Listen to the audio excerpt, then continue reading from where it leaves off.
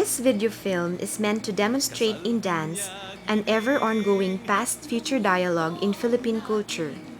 This dialogue in kinesthetic terms shows how tradition and transformation interface with present-day survival in inventive and imaginative choreographic language. Taking off from national artist Francisca Reyes Aquino's Rice Festival suite of dances, this choreographic exploration is rooted in specific examples found in our occupational and environmental settings. Choreography is such fugitive work, yet at the moment it comes about, it may be inspired, provocative, memorable. Thus, it is worth risking by doing, not only to come to understand the performing body and the total expressive self, but also of the art itself and its functioning in society, the social body. Creation is not just up in the air, but as dance ever reminds us, is on the ground, the earth, the floor on which dancing takes place. Except for cited specifics, the dances in the Rice Festival Suite by Aquino seems to represent a composite of notions or practices. It is a distillation of these, so that taking off from the dances can lend itself to creative exploration on the folk themes and the choreographic elements of time, space, sound, dynamics, and bodies. These are made up of pagtatanim, planting rice, pag-apas, harvesting, pag-iik, threshing, bayuhan, pounding, and pagtatahip, winnowing. Descriptions of these are found in Aquino's Philippine National Dances and Volume 5 of Philippine Folk Dances. To end, we include tinikling, a rice-related dance about the bird tikling, which poses threat to the flourishing of rice. The video film presents each of these segments or dances as they are known or recognized as folk dance. After each, it presents a choreographic study or take-off from the material in exploratory dimensions, limiting the choice to 5 themes. A lifeblood of Filipinos in colors green, yellow-brown, brand-brown, husked white, and even red-violet is rice in variety of a life form. This rice green out in the fields, ripe brown at harvest, and unhusking to a gleaming are again transformed at tables and rice wine at feastings and ceremonials. The wine is for more than fun, because it is drunk in ritual occasions for the babaylan to reach the spirits of the diwatas or the anitos, and for the communal partaking or social cohesion. Rice is also transformed into means of beautifying, as in coloring up a house in Quezon in the Pahiyas, or as geometric facial ornamentation among the Yakan in Basilan. Among the Ifugao, they offer tapoy and prayers for propitiation to their bulul idol, for bountiful harvest, spiritual, and social harmony. In many occupational dances of Filipinos, the ones that make a sustained scenario is rice farming and processing. Various stages from planting to harvesting, pounding to winnowing, cooking to eating, tracing life events from working to praying and feasting. One such suite was put together by national artist Francisca Reyes Aquino from her field research to the stagings of UP Folk Song and Dance Club and to the post-war Filipiniana group. It records a choreographic heritage. Each of this occupational dance or stage we will show as it has long been done, and then into a parallel choreographic study that explores a theme inspired by the original. Each theme or idea is reconfigured according to movements, body shapes, costumes, textures, property use or elaboration, spatial exploration, temporal or rhythmic structuring, dynamics between movement and music, choreography and life, work and life relations, or narratives and modes of representation, and performing as personal and social expression.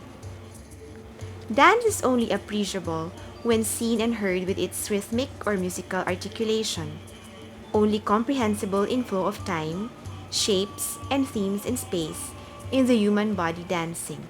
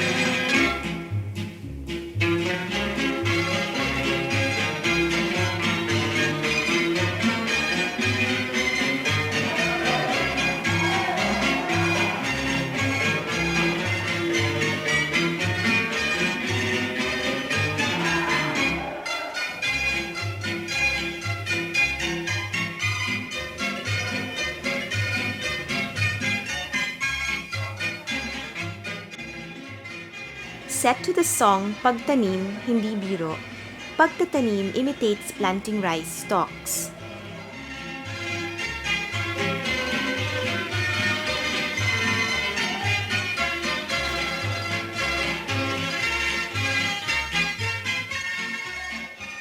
Aquino situates pagtatanim as follows.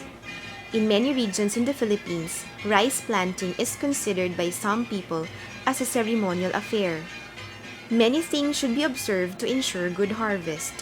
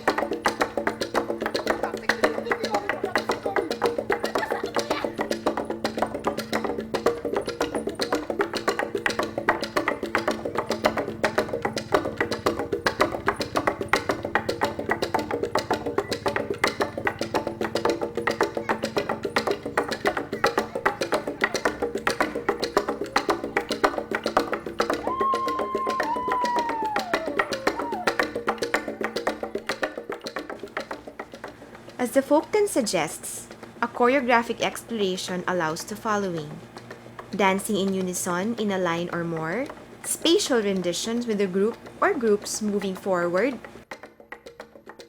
sideward, weaving in between lines, going to different directions, or a variety of formations. Exploration of levels from medium to low bands, angling of shoulders and arm gestures, alternation of actions or movement patterns, alternation of rhythmic patterns like on the beat, main beat or half beat, in between or sub-beat. Sequential or canon or rondo structuring and starting, joining, or ending of groups.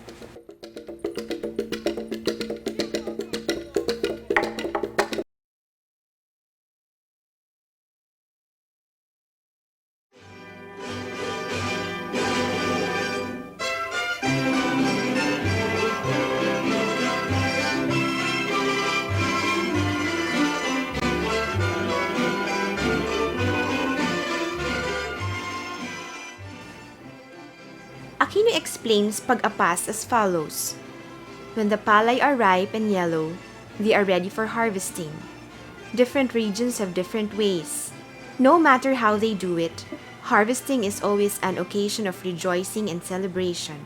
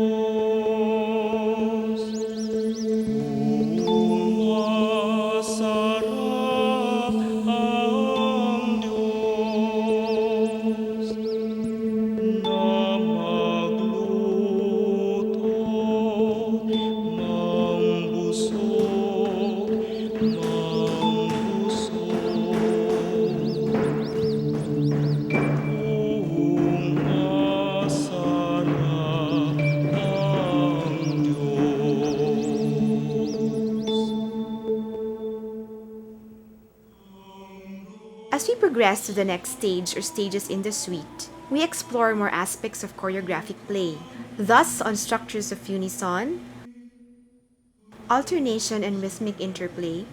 You may add canon, rondo, or structuring by sequencing beginning at a point or count, continued by another, third or fourth person or a group as though waiting or resting. Arm movements may be enlarged. Arm movements may be done in different rhythms by counterpointing beats, dynamics of speed and energies, fast or slow, strong or sustained. Spacing may be explored by locating dancers around from which they can move at various points, contrasting movement dimensions, levels, and directions.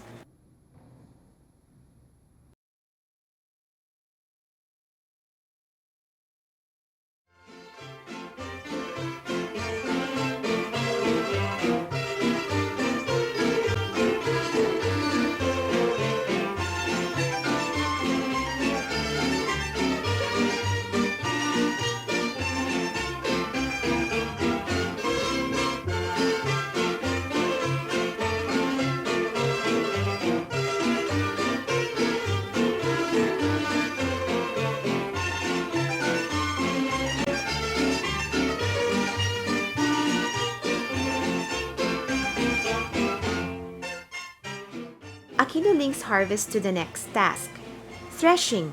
This is the process of separating the palay grains from the stalks or by striking the stalks with grains against a hard object.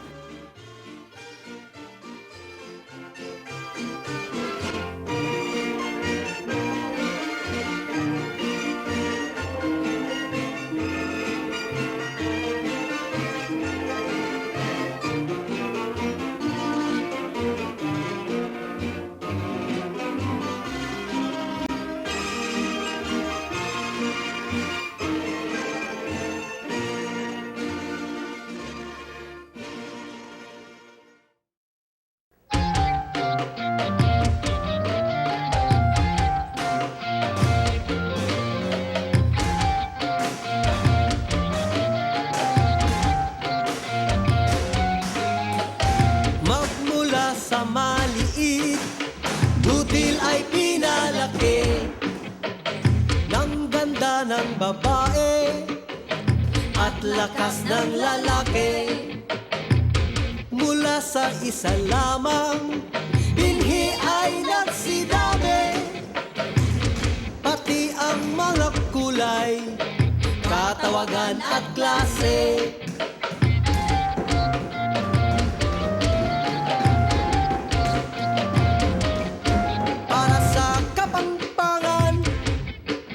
Magiging isang nasi kapag naisaing na sa palayok ang pale, sa Subanon ay pase, sa Ilonggo ay pase, itong ilik o page, kung sa Pangasinense halina at hain na. Movement is earthbound, threshing rice underfoot, sweeping aside the stalks, shaking them. All these movements and properties have interesting possibilities of exploration. The low treading and sweeping of feet can be done in place, then moved around, even while still holding the pole, like facing sideways to the pole, or face to face, or back to back, or going underneath to the other side of the pole. Tossing the stalks elsewhere, or gathering grains with feet, then just hands in different spots. These actions may be done in unison, in alternation, in counterpoint, stepping on main and sub beats with each other to syncopate, or some done slow, some fast. The held bamboo pole can be angled diagonally, as seen frontally, or as seen front to back in depth, either raised or lowered, or at various heights, or when angled front to back, placing dancers in various locations. The throwing of rice stalks allows different levels and timing of action, even done across or over the pole, or to each other, a throw and catch action. These can also allow pauses when work action stops for a while, as at play or at rest.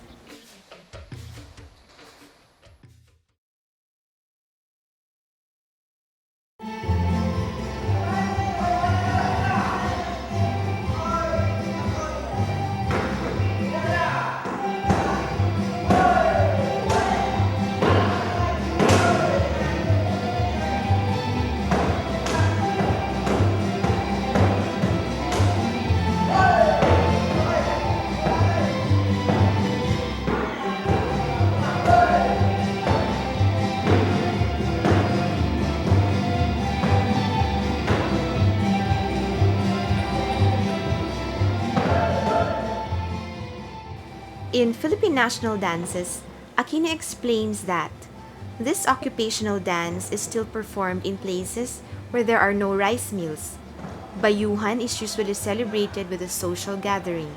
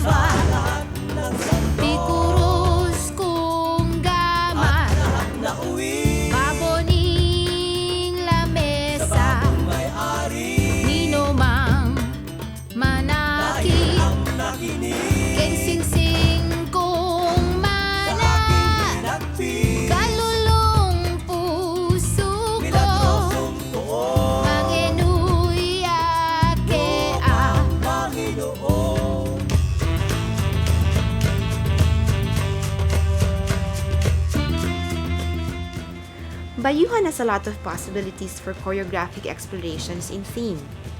To begin with, it has the mortar for the raw rice grains or palay and the pestle to pound in order to separate the chaff from the husk grain or bigas. These subsequent processings include the paper-thin pahiyas cake that become wind mobiles in Quezon Province. Because of its rhythmic and play-at-work nature, the bayuhan lends itself to elaboration as follows: rhythmic actions together in alternation, in counterpoints, and on the beat, off-beat syncopation. Pounding action that can be enlarged or diminished to suggest a zestful evocation, including the circular or star-spoke formations by going clockwise, counterclockwise, in and out movements, and throwing the pestles up and catching them. A dramatization of interactions between the dancers, like throwing or exchanging the pestles among them, creating a whole scenario with dancers taking turns. the waiting of dancers for pagtatahip, the next stage in rice preparation, who do the winnowing, plus other onlookers around. Other modes of elaboration that have already been suggested in the other stages of the festival event.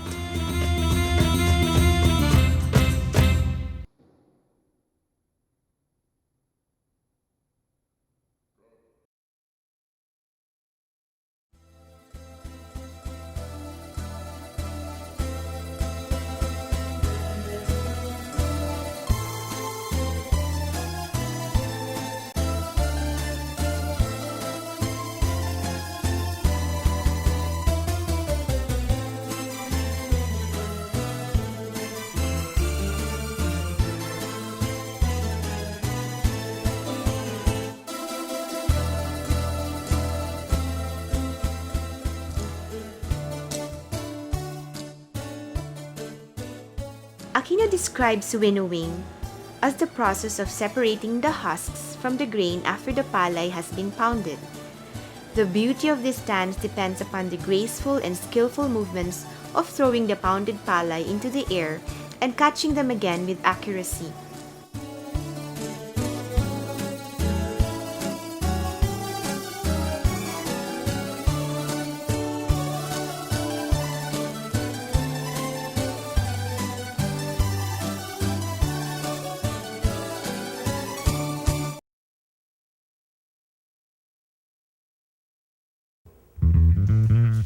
Kakanin, kakanin, kakanin. Kakanin, kakanin, kakanin. Hindi palay, hindi bigas, hindi kaning puro lahat. Ang pagkain kinakagat sa mahal kong Pilipinas. Sa pagitan ng almusal, tanghalian at hapunan, may pantawid kagutuman na palaging naghihintay. May espasol sinabalo sa The use of the bilao or large winnowing dish woven out of bamboo strips can play on expanded or retracted dance gestures. As described in the folk version, the following motions may be explored or elaborated on: rotating and shaking the bilao, throwing and catching the rice grains in the bilao, caught by the dancer or by another, placing the bilao by a waist or hip, head on a shoulder, lap, or knee when a dancer supposedly rests, shaping the bilaos in space, together, apart, in pairs or more, at different levels and directions. The dancers themselves move together, wandering in and out and around as though spontaneously at work or at play.